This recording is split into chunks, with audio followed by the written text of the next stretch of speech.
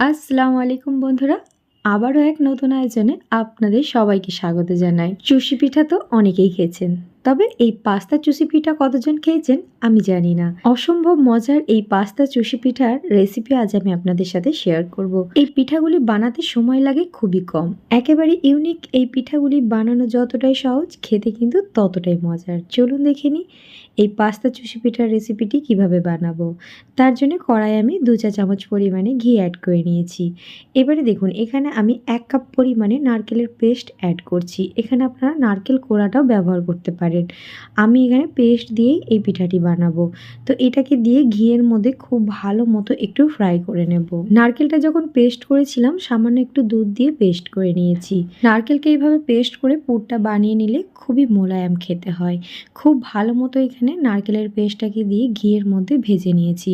ঠিক এই পর্যায়ে এখানে আমি 1/4 কাপ পরিমাণে দিয়ে দিচ্ছি খেজুরের গুড়। এখানে পাটালি যে খেজুরের গুড়টা হয় সেটাকে একটু টুকরো করে অ্যাড করে নিয়েছি। এতে করে খুব তাড়াতাড়ি দেখবেন সব কিছু গলে আসবে। আর কিছুটা গলে আসার পরেই দেখবেন ঠিক এরকম একটু লিকুইড ফর্মে চলে আসবে। তবে কোনো অসুবিধা নেই, এটাকে নাড়াচাড়া করতে করতে বেশ কিছুটা টেনে আসবে। এর মধ্যে কিন্তু নারকেলটাও খুব ভালো মতো কুক হয়ে যাবে। আস্তে আস্তে রঙটাও দেখবেন একেবারে চেঞ্জ হয়ে যাবে। তো দেখুন বেশ মাখো মাখো মতো এখানে পুরটা কিন্তু আমাদের তৈরি হয়ে আসছে। ঠিক এই পর্যায়ে ফ্লেভারের জন্য অ্যাড করব কিছুটা পরিমাণ এলাচের গুঁড়ো। এখানে এলাচের গুঁড়ো না থাকলে 2টো এলাচকে একটু থেতো করেও অ্যাড করে নিতে পারেন। খুব ভালো মতো এখানে পুরটাকে মিশিয়ে নিচ্ছে। আর পুরটা দেখুন বেশ অনেকটা টেনে টেনে এসেছে। ঠিক এই পর্যায়ে গ্যাসের ফ্লেমটা অফ করে পুরটাকে নামিয়ে একটু ঠান্ডা করে নেব। এইভাবে নারকেলের পুরটা বানিয়ে দেখবেন, খেতে খুব মজার হয়। যে কোনো পিঠা এই পুরটা দিয়ে খুব সহজেই বানিয়ে নিতে পারবেন। এদিকে একটা কড়া বসিয়ে নিয়েছি। এখানে 2 কাপ পরিমাণে অ্যাড করে নিচ্ছি লিকুইড দুধ। আপনারা এটা পানি দিয়েও করে নিতে পারবেন। দিয়ে দিচ্ছি সামান্য একটু লবণ, তারই সাথে এখানে 1 চা চামচ পরিমাণে একটু ঘি দিয়ে খুব ভালো মতো মিশিয়ে নেব। দুধটার মধ্যে যখন একটা বলক উঠে যাবে, তখন আমি এখানে অ্যাড করে নেব 1 কাপ পরিমাণে চালের গুঁড়ি আর 1/2 কাপ পরিমাণে দিয়ে দেবো ময়দা। এতে করে কিন্তু পিঠাগুলি খুবই নরম হয়। আপনারা শুধু এটা চালের গুঁড়ি দিয়েও করে নিতে পারেন। তবে এইভাবে করে দেখবেন পিঠাগুলি কিন্তু খুব নরম তুলতুলে থাকে। ঠান্ডা হয়ে যাওয়ার পর কোনো রকম কিন্তু এই পিঠাগুলি শক্ত হবে না। তো খুব ভালো মতো এখানে একটা পারফেক্ট খামির আমি তৈরি করে নিচ্ছি। তো এখানে খুব ভালো মতো খামিরটা তৈরি করা হয়ে গেছে। গ্যাসের ফ্লেমটা অফ করে দেব। এখানে খামিরটা একটু হালকা ঠান্ডা হয়ে আসার অপেক্ষা করব।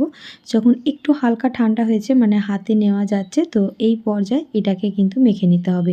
খুব একটা বেশি এটাকে ঠান্ডা করা যাবে না, তা না হলে মাখতে গেলে শক্ত হয়ে যাবে। এইখানে খামিরটাকে বেশ নরম নরম করেই মেখে নিতে হবে। তো খুব ভালো মতো এখানে দেখুন খামিরটা আমাদের মাখা হয়ে গেছে। এবারে যেটা করব দেখুন, এর থেকে কিছুটা অংশ লেচির ডো আমি বার করে নেব এবং এটাকে রুটির আকারে বেশ বড় করে বেলে নেব। সামান্য একটু এখানে আমি চালের গুঁড়ি ছড়িয়ে দিয়ে এটাকে বেলে নেব। একটু পাতলা করেই বেলে নিতে হবে, খুব একটা বেশি মোটা করে বেলার দরকার নেই। যেমন রুটি হয় ঠিক সেরকম এখানে আন্দাজ করে এটা বেলে নিতে হবে। তো বড় করে এখানে একটা রুটি আমি বেলে নিয়েছি। এদিকে যে নারকেলের পুরটা তৈরি করে রেখেছিলাম তার থেকে কিছুটা অংশ নিয়েছি। এটা দেখুন খুব ভালো মতো ঠান্ডা হয়ে গেছে। হাতে কিছুটা অংশ নিয়ে এরকম এটাকে লম্বা করে একটা শেপ দিয়ে নেব। ঠিক রুটিটার যেমন সাইজ, একটু ঠিক এইভাবে হাতে করে এটাকে লম্বা করে নিচ্ছি পুরটাকে। আর এখানে যেহেতু পেস্ট করে নিয়েছি নারকেলটা, তার জন্য কিন্তু একদম মসৃণভাবে দেখুন কাজটা হয়ে যাচ্ছে। তো একটা সুন্দর দেখুন লম্বা আমি শেপ দিয়ে নিয়েছি। এবারে যে আমি রুটিটা বেলে রেখেছিলাম, এইবারে এখানে এইভাবে ঠিক আড়ে আড়ে এটা বসিয়ে নিচ্ছি। আর বেশি অংশগুলো একটু কেটে বাদ দিয়ে নিচ্ছি। এখানে একটা রুটির মধ্যে থেকেই 3টে রোল আমরা বার করে নিতে পারবো। ছুরির সাহায্যে ঠিক এইভাবে কেটে নিচ্ছি। আর এবারে দেখুন আমি কিভাবে এটা মুড়ে নিচ্ছি। একটু ধারের দিকে নিয়ে চলে এলাম। তো এটাকে ঠিক রোলের আকারে আমি মুড়ে নেব। যদি মুড়তে অসুবিধা হয়, সামান্য একটু পানি লাগিয়েও এখানে এটা মুড়িয়ে নিতে পারেন। তো বেশি অংশ যেহেতু এটা আমার হয়ে গেছে, তো আরেক ফোল্ড করে নেব। তারপরে বাকি অংশটা আমি কেটে বাদ দিয়ে নেব। এটা কিন্তু বানানো খুবই সহজ। কম সময়ে আপনারা কিন্তু ঝটপট করে বেশ অনেকগুলি বানিয়ে নিতে পারবেন। তো আমি এইভাবে করে বানিয়ে নিয়ে খুব ভালো করে হাতের সাহায্যে আবার এটাকে একটু চাপ দিয়ে রোল করে নিচ্ছি। আর এক্সট্রা যদি নারকেলের পুর ভেতর দিয়ে বেরিয়ে আসে বাইরের দিকে, তাহলে সেটাও একটু কেটে বাদ দিয়ে নেবেন। তো দেখুন আমি কাজটা কিভাবে করে নিচ্ছি, এটা আপনাদের একটু দেখে বুঝে নিতে হবে। আমি খুব সহজভাবেই বোঝানোর চেষ্টা করছি। এইভাবে মুখটা মুড়িয়ে নেওয়ার পরে হাতে করে এইভাবে দেখুন একটু রোল করে নেব। চুষি পিঠা বানানোর জন্য প্রথমে রোলগুলো আগে করে নিয়েছি। এবারে দেখুন পাস্তা চুষি পিঠা বানাবো, তার জন্য এখানে পাস্তার শেপে এইভাবে করে ঠিক কেটে নেব। আশা করছি বুঝতে পারছেন কিভাবে কেটে নিচ্ছি।